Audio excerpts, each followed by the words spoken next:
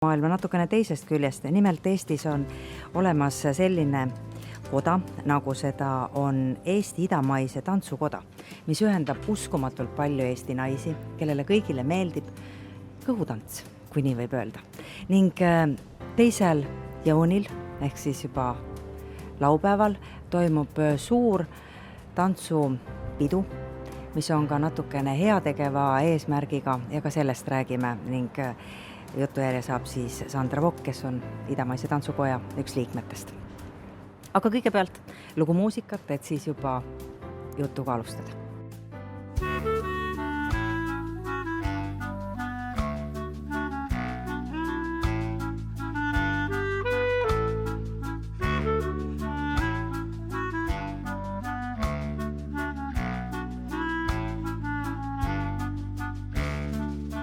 Serva peal, kus on tiimutit põld, seisab seal aastat paar, rikkis aeroplaan suur.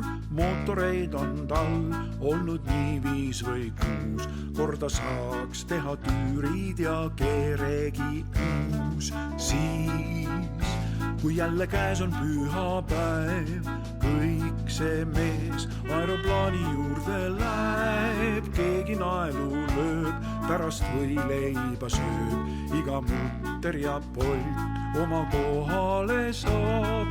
Mineeri on meil, et saaks parandada aeroplaani, mil keere sees auk. Soov on suur, et võiks kogu külaga lõpuks siit mine maha lennata. Pilootideks on kindlalt Andres ja Jaak, proua Tulp aga on väga hea tüürimees. Pärna Ants, kas tead, mehaanik on hea, mõtleme veidi veel, kellest saab stjuardess. Lõpuks siis, kui on valmis kogu töö, mootorid rõõmsalt mürisema löö.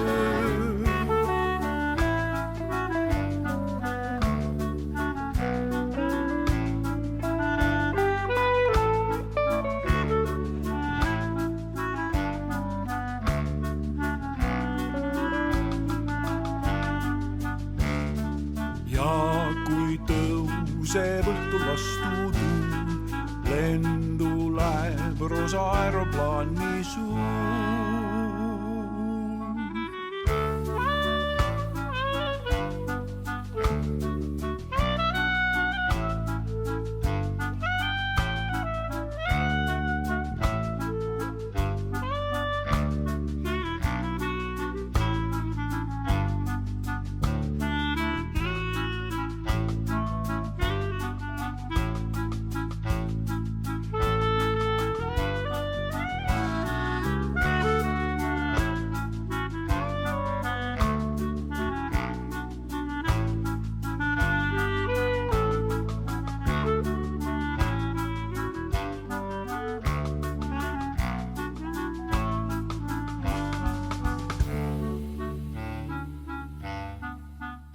Mul on hea meel veel kord tervitada sind Kaidi Udris Huvitaja saates. Tere! Tere, mul on siin hea meel taas olla. Sa ütlesid taas olla, see on õige, sest me kohtusime sinuga tegelikult 6 aastat tagasi. Umbes samal ajal, kuskil enne juunikuud, ja ma mäletan väga hästi seda päeva, kui ma otsustasin sulle helistada. Ma olin näinud ühe tantsustuudio seina peal plakatit, kus oli kirjas, et üks Eesti kõhutantsija annab oma viimased tunnid, siin on lahkumispidu ja ta sõidab ära. Ma küsisin oma tantsuõpetajalt, et kuhu ta sõidab, ja mulle öeldi, et ta läheb ära Egiptusesse. Mulle tundus uskumatu, sest just oli alanud Araabia kevad, ajad olid rahutud, igal pool hoiatati, et ei turistid, ärge minge sinna, ja siis üks noor ilus Eesti tüdruk otsustab, et ta läheb Egiptusesse. Kaidi, nüüd on sellest 6 aastat möödas, sa oled Eestis tagasi. Ma millegipärast ei usu, et lõplikult, et kindlasti su teed viivad veel kuhugile, aga vähemalt sa oled 6 aastat ära olnud, tantsinud Kairo ooperiteatris suurepäraseid rolle. Ma paluks sul meenutada seda esimest päeva, kui sa siit otsustasid ära minna ja see algus, et kuidas sa läksid? Sa tegid tõesti hea sissejuhatuse. Ma leian, et võib-olla noorest peast me teemegi julgemaid ja vahvamaid otsuseid, et võib-olla tagasivaatavalt ma leian, et ma tõepoolest sukeldusin tundmatusse ja võib-olla ka pisut rahutusse piirkonda. Aga jah, 6 aastat tagasi, 14. juuni oli mul see päev, kui ma lendasin ja ma lendasin 2 kohvriga, nii palju kui minu elu sinna mahtus. Ma teadsin seda, et Egiptuses on rahutud ajad, ütleme, revolutsioon oli läbi, see oli aasta 2012, aga see riik oli ikkagi endiselt väga ebastabiilne. Riik oli presidendita ja sisuliselt oli riik ka valitsuseta. Nii et, aga minu plaan oli juba tehtud umbes aasta aega enne seda ja ma teadsin, et ma lähen ja kas nüüd või mitte kunagi. Aga see oli hull plaan, tunnista. Minna Egiptusesse, kus vaadatakse kõhutantsijaid, mitte just hea pilguga või sedasi, nagu neil ei ole nii hea maine millegi pärast. Minna ja hakata seal kõhutantsijana tööle. Siis sa veel ei teadnud, et sa saad tegelikult ka rolle Kairo ooperiteatris ja väga tunnustatud väärtrolle. Ma tunnistan, et võib-olla see oli pisut ekstreemne idee ja selle teostus. Jah, ma olin väga kursis sellega, mis imidžiga on kõhutants tema sünnimaal Egiptuses, aga selles mõttes, et ikkagi professionaalse tantsijana, kes on kogu oma põhiosa oma elus sellele tantsustiili investeerinud ja kes seda armastab, nagu eks ju, nii kultuuriliselt kui ka füüsiliselt, et see oli nagu ainus tee edasi, kuidas ma sain enda karjääri edendada. Et ma lootsin õppida keelt, ma lootsin töötada elava muusikaorkestritega, ma lootsin õppida tundma egiptlasi, nende kehakeelt ja nende suhtumist, mida peegeldabki tants tegelikult. Ja ma ei teadnud, et tegelikult Egiptusel oli minu jaoks teised plaanid, et ma jätkan Kairo ooperimajas ja ma seal 6 aastat tantsin lisaks kõigele muule. Et see juhtus üsna spontaanselt. Sa leidsid sealt ka omale armastuse? Jaa, ma leidsin sealt endale armastuse, mehe, kes jagab minuga armastust ka tantsu vastu, balleti vastu, tantsu õpetamise vastu, nii et mul on mitu võitu korraga. Niimoodi, aga veel tulles alguse juurde siis, sa olid aasta olnud, kui ma mäletan, siis sinu blogisse ilmusid pildid, kus olid ikkagi tankid veel tänavatel. Kui sa läksid sinna, kui palju oli siis, ütleme, Kairos veel seda rahutust ja kõike sellist, et oli ikkagi ohtlik valgela ringi liikuda? Mäletan, mul oli üks kirjavahetus vahetult enne reisi ühe briti tantsijannaga Kairos ja ma küsisin, et kuidas praegu tööturul, tantsutööturul olukord on ja siis ta ütles mulle, et Kaidi, sul on ikka väga must huumorimeel, et sa oled otsustanud praegu tulla siia tantsima. Et tõepoolest kogu see meelelahutusäri oli seal sisuliselt surnud. Inimesed eelistasid mitte tänavatele minna, mitte õhtul välja minna peredega, raha hoiti kokku, sellepärast ei teadnud, millal jälle tööle saab. Paljud töökohad olid selles mõttes, meil oli komandanditund Egiptuses peaaegu aasta aega järjest, kus peale kella 6 ei tohtinudki välja minna, nii et inimesed istusid kodudes, ei käinud tööl, ei nautinud elu ja turvalisusega oli tõepoolest nii, et ikkagi ütleme nii, et ma tantsisin esimese poole aasta jooksul, ma tantsisin vähem ja ma valisin kohti, kus ma käin, kus ma ei käi, mis ajal on seal turvaline käia ja nii edasi. Et elasin ka tegelikult üle selle üsna poliitiliselt agressiivse aja, kui tuli võimule moslemi vennaskond ja kui võimult lükati maha sõjaväe poolt moslemi vennaskond, et need ajad olid sellised väga kõhedad, kus ma ka küsisin enda käest, et kas ma ikka suudan selle üle elada, et kas on nagu valgus tunneli lõpus. Aga need kohad, kus sa esinemas käisid, seal ei tulnud intsidente ette? Kairo ooperimajas, mis oli minu põhitöökoht, see oli alati väga turvaline. See on valitsusasutus, mis on piiratud suurte taraaedadega ja loomulikult väga, mehitatud turvateenistusega. Aga kui rääkida sellest teisest minu töö poolest, mis oli siis selline nagu kommertsesinemine või selline hästi meelelahutuslik meediatöö, siis seal tegelikult on küll tulnud ette intsidente, kus ei suudeta ikkagi turvalisust tagada ja võib-olla kõige ekstreemsema näitena, millest ma kirjutasin ka enda blogis, oli selline esinemine, mis oli siis selle moslemi vennaskonna valitsuse aastal ja ma võtsin osa ühest ilusast esinemisest Viie Tärni hotellis, kus meil oli üks balletilavastus, 6 poissi, 6 tüdrukut, 12 tantsijat ja see oli sellise ürituse raames, mis oli Araabia inseneride aasta koosolek. Ja seal vahepalaks oli siis see balletietendus, me olime pikkade kleitidega, mille all olid pikad retuusid, ühesõnaga, et me eriti nagu keha ei näidanud, olime hästi viksid ja viisakad Egiptuse mõistes. Ja siis meie etendust katkestas üks moslemi vennaskonna liige, kes tuli lava peale ja hakkas karjuma, et see on kohatu, see on kõlvatu ja mida te teete ja pöördus ka publiku poole araabia keeles ja küsis, kuidas te seda kannatate, et kas see on okei teile, et selline asi siin meie silme ees sünnib, et poisid katsuvad tüdrukuid ja tüdrukud keerutavad saba. Ja ma mäletan, ma märkasin seda meest karjumas, aga me väga professionaalselt jätkasime oma etendusega. Aga siis ta tuli lava peale, ma mäletan, ma olin oma partneris üles ja ta keerutasin, tundsin tema käsi meie peal ja ta lükkas meid sõna otseses mõttes lavalt eemale. Ja siis me mõtlesime, et see ei ole enam okei ja me ei saa koreograafiaga jätkata.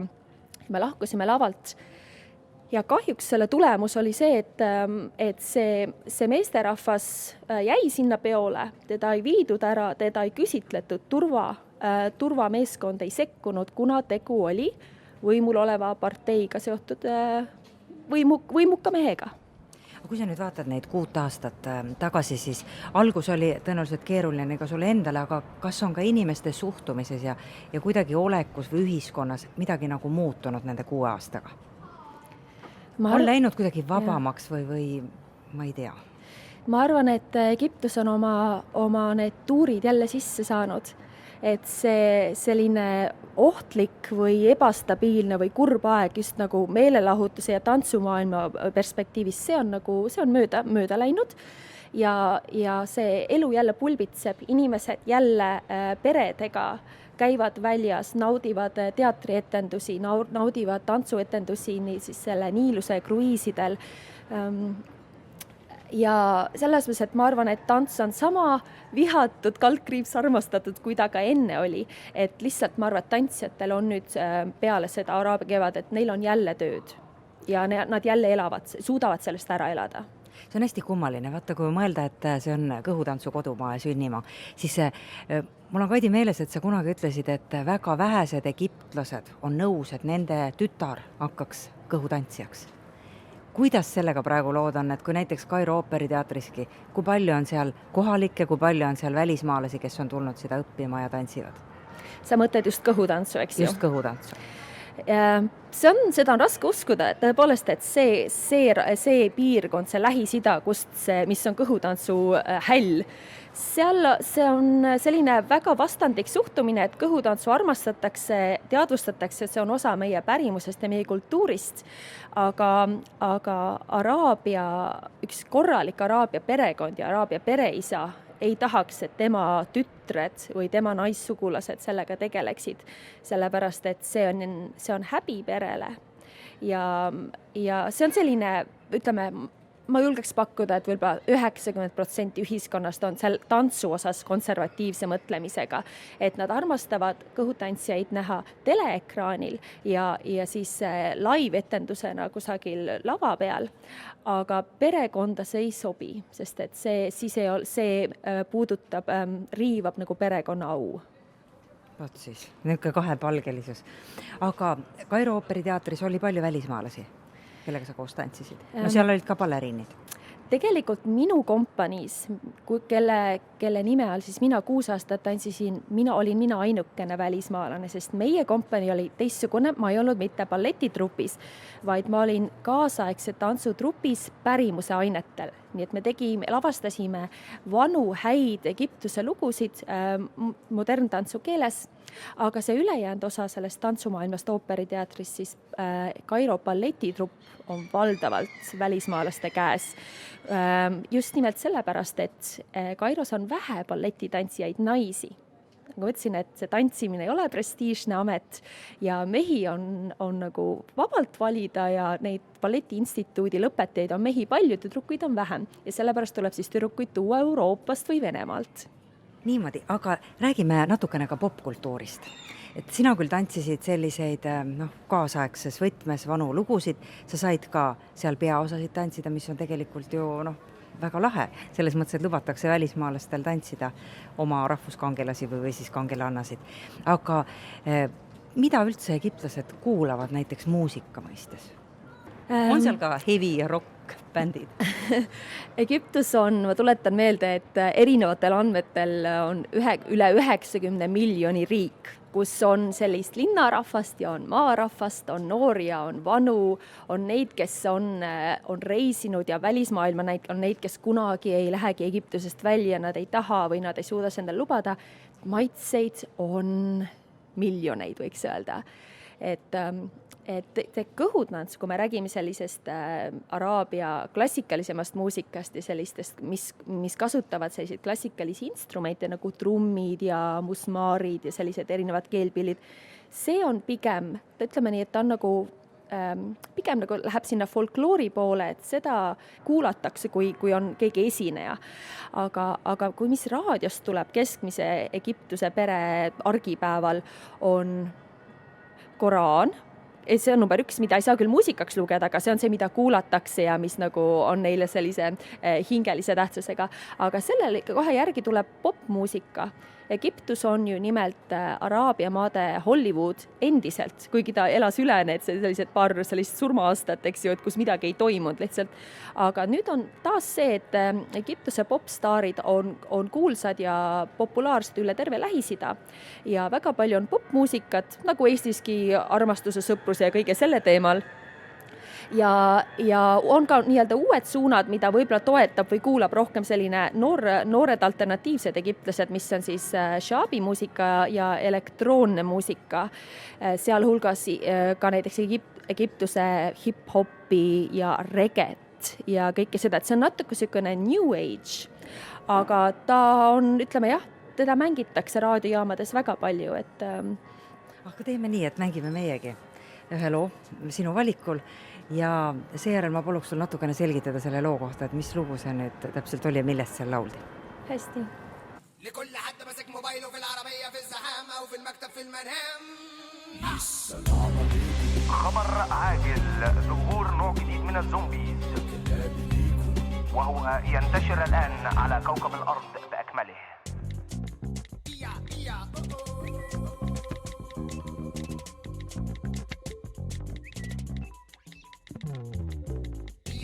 لبست نضارة دلوع يا لارا نضارة بودن قطة فستان بكرافطة أخدت سيلفي ويا دلفي بروزتها حطتها عالشلفي سافرت برا من قارة وصورت بكل لوكيشن جابت هدوم سنية ممضية براندات كونجراتوليشن جالها النوتيفيكيشن رجعت بلدها وجابت الليستة اتخرجت بقت فاشينيستا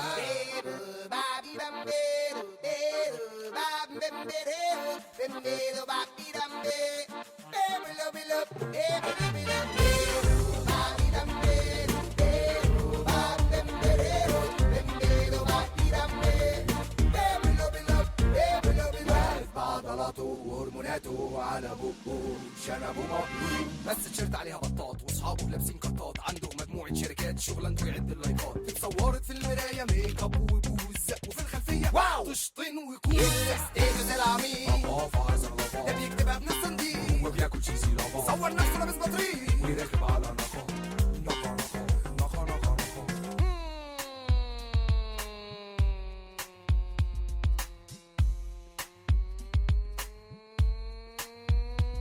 ميوزيكا بولوتيكا سميكا لا رفيعة بنزا أعلى طبعا عالي بنزا بالزبادي أضواء كاميرات أكشن صورها شادي وعمل هاشتاج زيتونة كلاماتا دخل الحمام خرج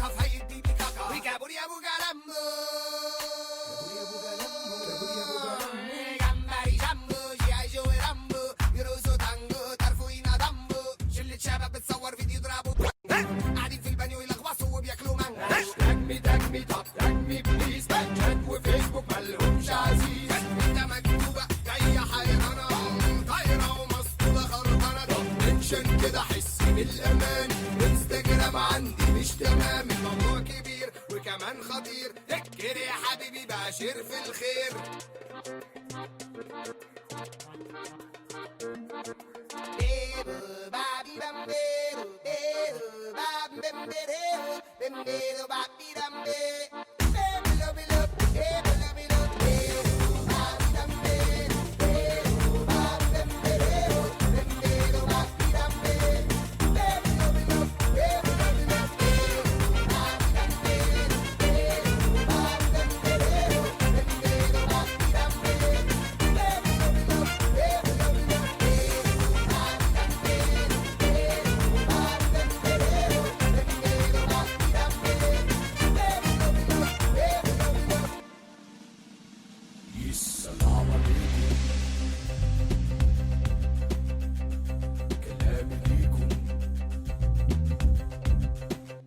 Kaidi Udris on meil täna saates külas, naine, kes töötas 6 aastat Kairo ooperiteatris tantsijana, on nüüd Eestis tagasi.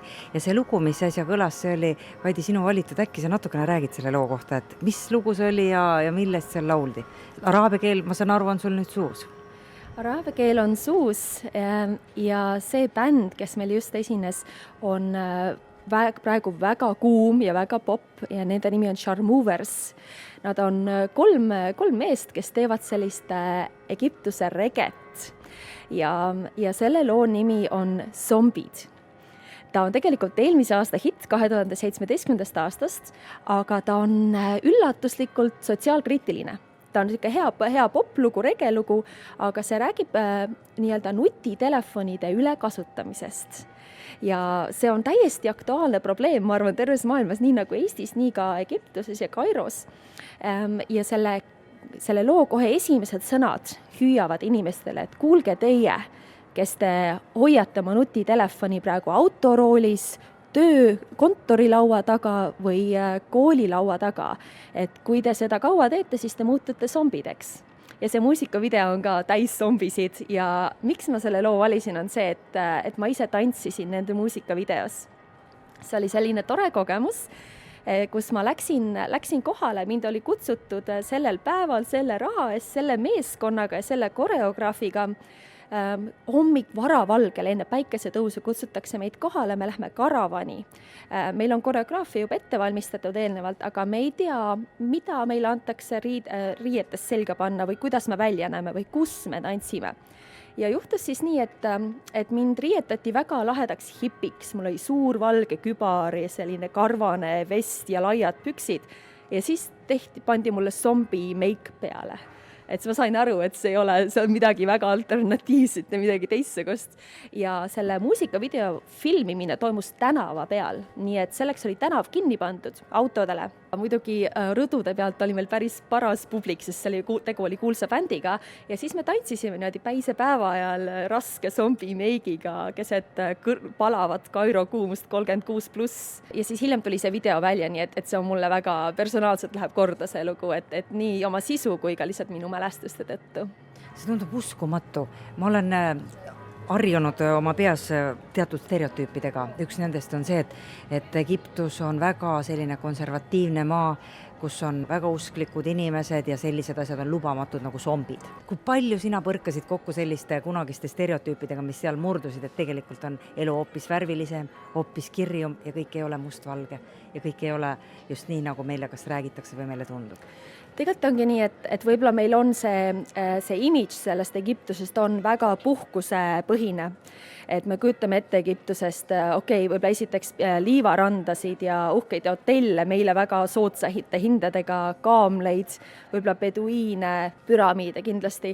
Aga Egiptus on täpselt samasugune riik nagu iga teine, kus on linnaelu, on selles mõttes on aasta 2018, on väga palju sellist kaasaegset kultuuri. Ja just kui rääkida sellest popkultuurist, siis väga tihti saab Egiptuse see meelelahutustööstus inspiratsiooni läänest ja Ameerikast. Ma olen isiklikult töötanud sellistes produktsioonides, kus mulle saadetakse ette ka näidisvideo näiteks kuulsast Ameerika hip-hopperist Usherist. Öeldakse, vot sellise video me teemegi, et täpselt sellise valgustuse ja sellise stsenaariumiga. Vot seda Egiptuses keegi ei kontrolli. nad ei võta ka päris üks-ühele, et nad näiteks muudavad natukene midagi ära, aga see põhimõte jääb nagu jah, on tõepoolest copy-paste, et lääs on selline, on äge ja lahe ja see müüb Egiptuse noortele, nendele, kes praegu on noor generatsioon. Ma arvan, et kui eestlased käivad Egiptuses, siis neile jääb paratamatult selline teine mälestus sellest, et vähesed eestlased võtavad ette reisi Kairosse ja kui võetakse, siis võetakse tavaliselt ühe ööga, et vaadatakse ära Egiptuse muuseum, püramiidid, võib-olla kuhugi turistiturule. Aga meid on ära hirmutatud. Seal tundub kõik nii õudne, et kui sa juba käid õlad paljad, on kõik läbi. Kuigi nii kuum on, et võib-olla ei tahagi, et peaks ennast nagu kattama. Kuidas sinul sellega oli, et kas sa pidid võtma ka riietuses teatud asju arvesse või võisid sa käia vabalt nii, nagu ise tahtsid? Võib-olla nagu ütleks egiptlaste kaitseks ja turistil ohutuseks seda, et egiptlased on ääretult külalislahked ja sõbralikud ja neid ei tasu karta, et aga kui ma midagi valesti teen, et kui ma olen pealinnas ja ma panen T-särgi asemel topi, siis tegelikult sinuga ei juhtu midagi halba. Sa saad võib-olla pisut enam tähelepanu, aga keegi ei tule sulle, välismaalasena sulle ei tule keegi midagi ütlema ega sind laimama või ei ohusta sind. See on nii-öelda sulle lubatud, kuna sa oled turist ja sa ei tea. Et lihtsalt sul on endal ebamugav, et kui sind jõlitatakse, võib-olla keegi teeb pilti ka, eks ju, et Kairos ei näe, eks ju, õlapaeta bluusi ja nii edasi. Et võib-olla mida eestlane ei tea, ongi see, et Kairo on täis turiste. Väga palju neid, kes tulevadki ainult Kairosse. Ja neid on nii pereturistid, ärituristid kui ka backpackerid ja selles mõttes tõepoolest, kui nüüd võrrelda, et mis oli pilt 2012 ja nüüd 2018, kui ma ära tulin, siis turistid on tagasi tulnud. Ja ma olen sama õnnelik kui egiptlased, kui ma näen valgeid turiste kõndimas, et kui tore, et nad ikka tulevad, nad on valinud ja nad on usaldanud seda riiki ja seda turvalisust, et mina isiklikult tõepoolest soovitan ikkagi võimalusel Kairosse sõita, sellepärast seda kultuuri ja ajalugu on seal rohkem kui ainult see vaaraude teema, mis me teame. Egiptuses on nii palju arhitektuuri keskajast ja nüüd hilissajanditelt, et kui võtta ikka üks korralik kursioon, siis saab nagu väga palju rikkalikuma pildi sellest, mis on Egiptus, et ei ole ainult selline Alibaba ja 7 röövlit ja kaamlid ja liiv, eks ju. Aga sina, kui sa seal elasid, said sa ringi ka sõita mööda seda maad erinevates piirkondades? Ma olen Egiptuse üsna läbi sõitnud tegelikult. Ma tegin seda tihti koos oma külalistega, kes tulid Eestist, et oli see siis minu õde või minu isa või minu külalised. Siis ma käisin Lõuna-Egiptuses, Assuanis ja Luxoris käisin ära ja Lääne-Sahara oaasis Siuas käisin ära. Aleksandres ma olen palju kordi käinud, kuna seal on ka operiteater, kus ma otsime etendusi. Ja loomulikult Siinai poolsaarel, mis oli minu jaoks selline võimas koht, et kus lihtsalt saab taas loodusega ühendust, kuigi seal ei ole sellist rohelist loodust, seal on mäed ja sellised orud ja kanjonid, aga lihtsalt see oli selline hea võimalus Kairo linnastressi nagu maandada ja ära minna. Ja siis ma olen ka loomulikult käinud oaasides Kairo lähistel, mis on selline põlluharijate maa. Jah, ma julgen öelda, et ma olen Egiptuse igatepidi läbi risti ära näinud. Räägime ühest teemast veel, mis on see, et mismoodi on sind sinna kultuuriruumi vastu võetud. Sinu abikaasa on egiptlane, sina ise moslem ei ole, tema küll on. Kuidas sind võeti, ütleme siis, mitte moslemina moslemi peresse vastu? See on väga huvitav küsimus. Ma arvan, et see on see teema, mida tihti välismaalased kardavad, et võõras riigis ja võõra kultuuri ja usu valduses, et minul läks haruldaselt hästi sellega, kuna et see perekond, kellega ma nüüd ühinesin, võttis mind väga avatult ja sõbralikult vastu, arvestades seda, et egiptlase perspektiivist, et ma ei olnud egiptlane, ma olin valge nahaga ida-eurooplane, arvestades, et ma ei olnud moslem, ma tulen nagu kristluse kultuuriruumist ja arvestades sellega, et ma olen tantsija. Ma arvan, et see viimane oleks tavaliselt küll selline täielik tabu, aga kuna ka nende enda poeg, ehk minu abikaasa on ka tantsija ja kõrgharidusega tantsupedagoog, et siis nad olid juba rohkem avatud kui keskmine Egiptuse perekond. Et pere mõttes võeti mind kiiresti vastu, hoolimata ka sellest, et mu araabia keel ei olnud veel väga hea, meil olid ikkagi keelebarjäär oli tugev. Aga kui rääkida töökeskkonnast, et tantsimine ja igapäevane suhtlus egiptlastega, et siis seal mul võttis siis rohkem aega, et ennast tõestada just sellepärast, et nii kaua, kui sa keelt ei tunne, sa pead oma kehaga ennast tõestama, mis tantsijana tähendab lihtsalt seda, et ma räägin vähem ja tantsin rohkem ja tants räägib minu eest. Aga ma tundsin puudust sellest, et kaasa rääkida kompanii muredest või probleemidest, kui meil olid koosolekud, et seal ma ei saa tantsida. Seal ma pean rääkima ja esimesed aastad ma lihtsalt istusin ja ma noogutsin ja hiljem sain mingi tõlke või see oli frustreeriv, et ma tundsin, et ma ei ole osa sellest grupist. Ma arvan, et 3 aastat võttis aega nii, et ma juba hakkasin julgema, et ma ikkagi puterdan araabia keelega, aga ma räägin oma mõtted ära. Ja siis ma tundsin, et ma olen osa sellest ooperi perest, ma saan öelda, mida mina arvan. Ja mind väga tihti huviga kuulati, sest ma olin teistsugune. Mul oli teistsugune nägemus ja ma tulin väljaspoolt ja selles mõttes võeti mind võib-olla natuke isegi tõsisemalt kui oma Egiptuse trupiliikmeid. Aga Kaidi, kas nüüd natuke kahju ei ole tagasi olla? Selles mõttes, et sa olid seal, tõestasid ennast, kõik läks hästi ja nüüd sa tulid tagasi. Või tähendab see hoopis seda, et sa lähed siit veel edasi kuhugile mujale? Mul on küll kahju tagasi olla, aga see rõõm tagasi olla on suurem kui see Egiptuse igatsus. Ma arvan, et see on see, et me oleme harjunud selle keskkonna, selle rutiiniga, nende inimestega, kes meid igapäevaselt ümbritsevad, aga lihtsalt need minu aastatega on küpsenud need minu järgmised plaanid ja sihid ja ma teadsin, et selleks ma pean ikkagi Egiptusest ära tulema ja et neid ma soovin jätkata Euroopas ja teises kultuuriruumis. Ma jätan lahti kõik need uksed ja aknad edaspidisteks reisideks ja väljakutseteks, sellepärast et tantsijad teadagi on sellised, me oleme küll sellised boheemid ja sellised vabamõtlejad ja sellised vabad hinged, kes tahavad, ennegi tahavad tantsida, hoolimata sellest, kus see toimub. Aga Eesti on vahepeal hea selline staap, kus ennast laadida, natuke ennast ümber aklimatiseeruda ja mõelda, et mida edasi ja kuidas edasi. Aga kas see annab palju juurde, et sa oled õppinud ikkagi kõhutantsu kodumaal, seda tantsu, seda idamaist tantsu, et siis minna Euroopas näiteks õpetada või tantsida või luua etendusi? Loomulikult, selles mõttes, et ma arvan, et ma olen siit väiksest Eestist saanud suurepärase kõhutantsukooli. Ma olen küll ennast ka väga palju koolitanud välismaal, aga see tase, mis Eestis oli ja mida mina endale sain, on nagu väga hästi ära tasunud ja arvestas just seda, et minu abikaasa ka tantsuõpetaja, et meie see suur siht ongi see, et me hakkame arendama oma rahvusvahelist karjääri kui õpetava paari ja esineva paarina. Et seda on Euroopas vähe ja kuna ka minu abikaasa on tänaseks 2-kordse nagu akadeemilise tantsukraadiga, et tal on ka omalt poolt nii palju anda, mida minul ei ole ikkagi, et ta on nagu Egiptuses kasvanud ja sündinud, ta on nagu kogu see kultuuri nagu see kultuur ise, et mina annan enda poolt seda akadeemilist Euroopa pilgust nähtavat, seda, kuidas mina olen sellest aru saanud. Ma usun, et sellega on meil veel palju asju ära tegemata. Ääretult põnev, aga me kuulame siia nüüd veel muusikat ja siis ühineb meiega juba ka Sandra Vokk ja viime jutu natukene laiemale, nimelt Eesti idamaise tantsukoda korraldab laupäeval ühe suure tantsuetenduse ning keda seal näha saab ja missugused on lood Eesti kõhutantsuga, sellest siis õige varsti.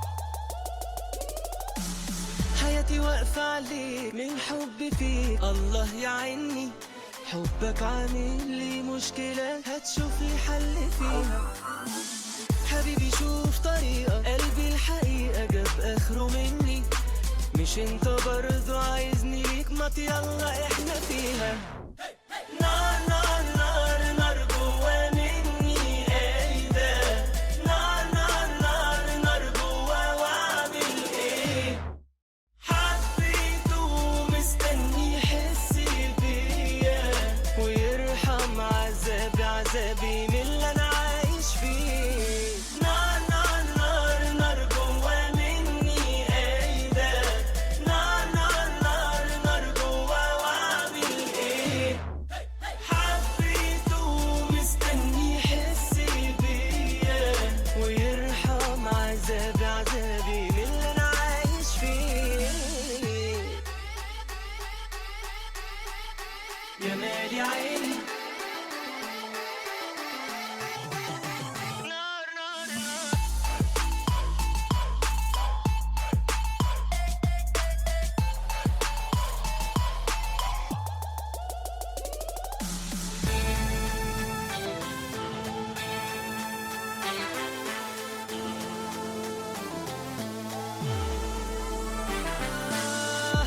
التفاصيل فيك انت منك انت حلت سنيني ريح لي قلبي عوض لي تعبي سايبني لي بعاني ولا غيرك لازمني وانت فاهمني جمال يا عيني انت اللي زيك يجي مرة وصعب يجي تاني نار نار نار نار جوا مني ايدا نار نار نار نار جوا واعمل ايه حبيته ومستني يحس بيا ويرحم عذابي من اللي انا عايش فيه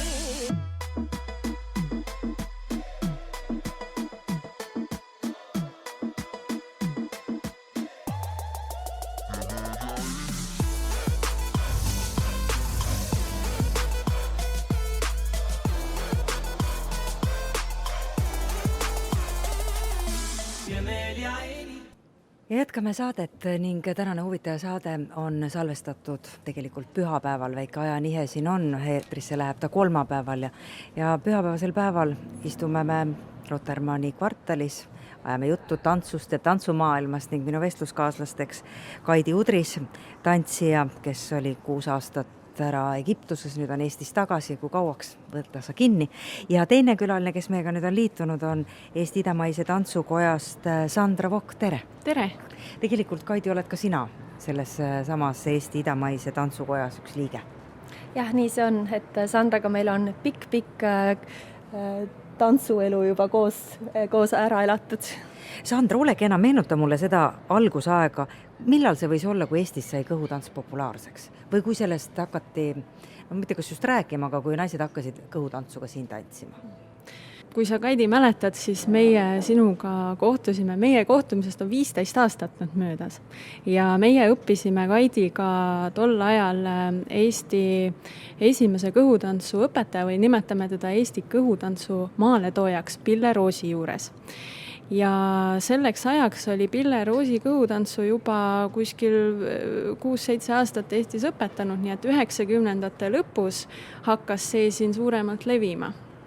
Ja tema omakorda, Pille Roosi omakorda sai inspiratsiooni selleks soomlastelt, kelle hulgas uskumatult oli kõhutants väga populaarne ja on siiamaani. Ja tegelikult, uskuge või mitte, Eestis on see täpselt sama huvitav nähtus, et tants, mis on meist nii kaugelt pärit, on meie hulgas tegelikult niivõrd populaarne. Tuhanded Eesti naised on seda õppinud ja tantsivad praegugi.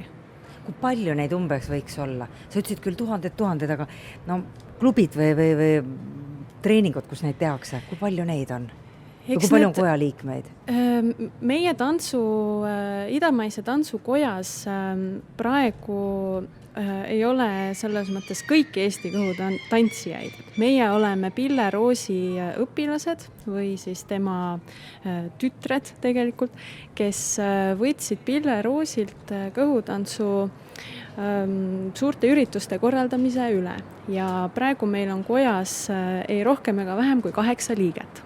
Aga need on treenerid kõik? Jaa, need on treenerid, esinejad, seal on ka India tantsuõpetajaid ja tantsijaid, kuna Pille Roosi on ka India tantsuõpetaja. Tegelikult India tantsuõpetamisega alustas ta varem. Arvestades seda, kui kaugele on just meie õpetaja Pille Roosi kaudu levinud nüüd see kõhutantsu haare, siis nende tema õpilaste ja tema enda kaudu siin võibki lugeda seda inimeste arvu ikkagi tuhandetes. Ja nüüd laupäeval, see mis toimub 2. juunil, kes siis kokku tulevad ja mis teil plaanis on? Seal tulevad kokku kõhutantsijad, nii õpetajad kui harrastajad kõikjalt Eestist. Ja arvestades, et nii linnades kui maapiirkondades on õpetajaid ja väikseid stuudioid, väikseid gruppe, kes tegutsevad juba aastaid, neid on kümneid. Ja me oleme kõik harjunud juba üle 10 aasta igal kevadel kuskil mai lõpus, juuni alguses kogunema just Salme kultuurikeskuses, kus me oleme ka seekord järgmisel nädalal. Ja tulebki selline suur kõhutantsijate pidu, kus me astume üles oma parimate tantsudega ja saame jälle üle aasta kokku rääkida, muljetada, rõõmustada koos, panna oma kõige uhkemad kostüümid selga ja tunda ennast säravate, toredate, andekate naistena. Kas see on üldse võimalik, et üks selline põhjamaine naine võib tantsida nii kui nagu idamaa naine? See on võimalik. Aga kuidas see võimalik on? See on seda raske saavutada, et lõpuks hakkaks puus liikuma ja kõht lihtsalt ei võbeleks, aga liiguks nii nagu vaja? See on lihtsalt oma kestast välja tulemise küsimus mingis mõttes, et põhjamaalased on oma loomu poolest, kui nii võib öelda, natuke tagasihoidlikumad niikuinii. Ja Kaidi kindlasti saab siin oma muljete põhjal kas kinnitada või ümber lükata, aga ma usun, et ka Kaidi kogemus on see, et Egiptuses ja teistes Araabia maades tants on midagi, millega inimesed igapäevaselt väljendavad oma tundeid, eelkõige rõõmu või elurõõmu. Ja Eesti kultuuris sellist harjumust või sellist kommet ei ole, et üldiselt emotsioone ju väljendatakse minimaalselt. Aga kui nüüd see Eesti inimene, kui ta saab üle oma mingisugusest hirmust, kas siis kuidagi esile tõusta teiste seast või kuidagi nagu teha midagi, mida ta veel ei oska, siis tal tuleb kõik välja, mis ta tahab, sealhulgas ka need väga liikuvad puusad. Enda poolt veel lisaks, et see võbelev kõht on kõhutantsus väga hea. Et tegelikult see on tihti see eesmärk, mida me ka soovime saavutada, et inimesed lõdvestaks oma kehas ja et need väristused ja kõik need tähendavadki võbelevat kõhtu, et sellepärast saavad seda teha nii peenikesed kui ka paksud, pikad kui lühikesed. Ja mis puutub siis veel sellesse, et kas põhjamaine naine suudab mingit taset saavutada, et tegelikult mina kutsusin oma pulma Kairos esinema ei kellegi muu kui Sandra. Ja mul oleks olnud ju võimalus valida tuhandete Egiptuse kõhutantsijannade vahel. Ja ma tean küll, et neid on häid ja halbu ja igasuguseid. Aga mitte ainult sellepärast, et Sandra on minu sõbranna, aga sellepärast ta on üks minu lemmikutest. Ta on selles mõttes, ta on artist. Niivõrd sügavaid artiste on Egiptusest raske leida. Ma arvan, et põhjamaine naine võib olla üks väga äge kõhutantsija. Kas see on raske tants? Mitu aastat pead harjutama, et kõik lihased tööle hakkaks ja kui palju neid lihaseid seal üldse on? Et me oleme harjunud, et on üks kõhulihas, töötab, ei tööta, aga kuidas sellega on? Mina ütleks niimoodi, et tehnikat on kõik võimelised õppima. See võib sõltuda nüüd sellest, kui raskelt keegi või kui põhjalikult keegi treenib, et kui kaua tal võtab aega, et kõikide lihaste kontrollimine nüüd täiesti käppa saada. Aga mis on selle tantsu puhul veelgi raskem minu arvates, on see, kuidas tulla just sealt tehnikast nagu kaugemale või kuidas anda, õigemini mitte anda edasi mingit tunnet, vaid pigem võtta ära mingisugused piirangud ja see tahe olukorda kontrollida ja lasta sellel tantsul vabalt endast nagu voolata. Ja kõhutants või siis idamaine tants ju oma, vähemalt see, mida me Egiptuse sellise soolotantsuna teame, on oma olemuselt improvisatsiooniline ja sünnib koostöös muusika ja tantsija ja publikuga koha peal. Ja kuidas nüüd lasta sellisel olukorral vabalt voolata, kus olenemata sellest, et sa oled tehnika nagu suurepäraselt ära õppinud, kus publik tunneb näiteks ja tantsija ise ka ja muusikud, kõik tunnevad, et midagi täiesti imelist sünnib praegu ja see on hästi põhjalikult liigutav. Et tihti, ja seda võib olla ka kas või näitelavadel või see ei pea olema ainult kõhutantsus, kus publik vaadates seda, mis laval toimub, ta unustab kõik muu ära ja tunneb, et midagi maagilist sünnib praegu siin. Ja ma arvan, et see maagia on see kõige raskem asi tantsu puhul, et kuidas sellised hetked juhtuvad ja kuidas neil lasta juhtuda. Arusaadav. Nii et sel laupäeval siis, õigemini 2. juunil on võimalik näha seda imet, mis kindlasti sünnib mingi tantsu puhul. Ja üks asi veel selle juures on, et tegelikult on teil ta natukene ka nagu heategev, see kontsert. et sinna võivad kõik tulla ja teha annetuse, see läheb see läheb amüotroofilise lateraalskleroosi haigete toetuseks. See on ravimatu haigus, mille tunnusteks on lihaslõtvus ja lihaste hästi kiiresti progresseeruv nagu halvenemine. Tantsijatena meie peame oma keha oma justkui töövahendiks või ilma kehata me ei saa tantsida. Ja meie väikses kõhutantsu kogukonnas Eestis vapustas meid uudis, et üks meie väga hinnatud kolleege, temal diagnoositi see haigus, mis tähendas seda, et sellest diagnoosi hetkest juba mõne aasta järel on ta ratastoolis.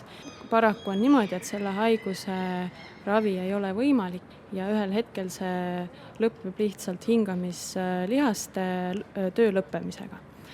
Ja kuna Eestis on selle haiguse teadvustamiseks ja osaliselt ka raviks veel väga palju teha ja sellest tööst haigekassa kõike teha ei saa, siis on vajalik just, et kogukond aitab sellele kaasa. Nii et meie oma kontserdiga, mis laupäeval 2. juunil kell 5 Salme kultuurikeskuses toimub, omalt poolt panustame ka Janno Puusepa fondi töösse, kes ravimatute haigustega tegeleb. Mul on ääretult hea meel, et te täna tulite ja juttu ajasite minuga ja ka meie raadiokuulajatega. Aitäh, Kaidi Udris, aitäh, Sandra Vokk ning soovitan kõigil siis minna laupäeval vaatama kõhutantsu. Võib-olla keegi leiab sealt oma kutsumuse, armastuse. Kunagi pole vist hilja selle tantsuga tegelema hakata. Kahtlemata mitte. Ja, me ootame kõiki meil kaasa elama ja head tegema. Tore. Tänane saade sai salvestatud pühapäeval Tarmani kvartalis ühes välikohvikus. Nii et kui te siin vahepeal kuulsite kajakaid ja lapsi hüüdmas, siis see kõik oli puhas loodus. Niisugune see tänane saade oli. Minu nimi Krista Taim, tänan teid kuulamast ja soovin kõike head.